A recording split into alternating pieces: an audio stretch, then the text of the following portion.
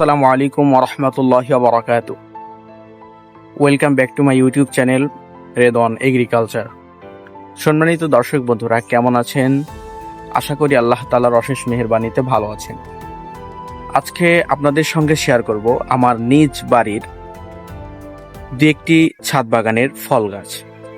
এর মধ্যে একটি ফল গাছ আমি শেয়ার করব, যে এই যে আমার সামনে দেখেন ধরে আছে সুন্দর বাদামি। এই বাদামিটা কিভাবে আপনারা ছাদ বাগানে রোপণ করবেন এবং এখান থেকে কিছু বেনিফিট আশা করবেন, সেই বিষয়ে আপনাদের সঙ্গে দুই একটি কথা বলবো।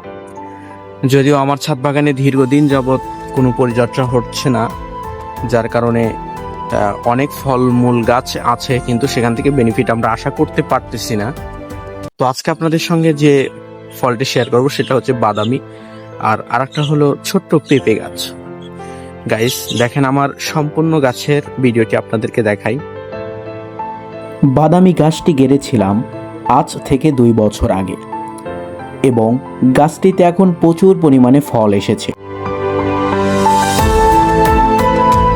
যখন গাছটিতে প্রচুর পরিমাণে ফুল এসেছিল, তখন আমরা কিছু ফুলকে নিজে ইচ্ছাকৃতভাবেই ঝরিয়ে দিয়েছিলাম, কারণ বেশি ফুল যদি গাছে আঁকড়ে ধরে তাহলে ফল বেশি একটা এখানে ধরবে না। আমাদের এই গাছটি ছোট একটা ড্রামের ভিতরে দিয়েছি, যেখানে মাটি আছে 25 থেকে 30 কেজি। বাহিরের কীটনাশক অথবা কোনো বিষ আমরা এই ছাদ বাগানের এই গাছগুলোতে ব্যবহার করে থাকি না।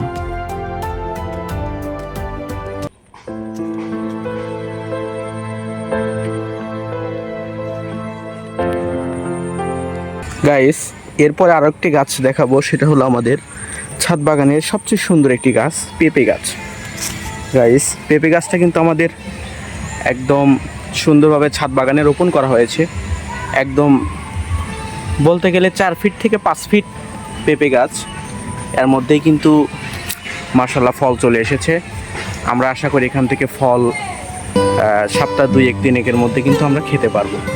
এবং যে পরিমাণ গাছের এখন অবস্থা, গ্রোথ শক্তি, তাতে আরও সুন্দর হবে, সামনে আরও বেশি ফলের আশা করা যায় বলে আমরা ধারণা করছি।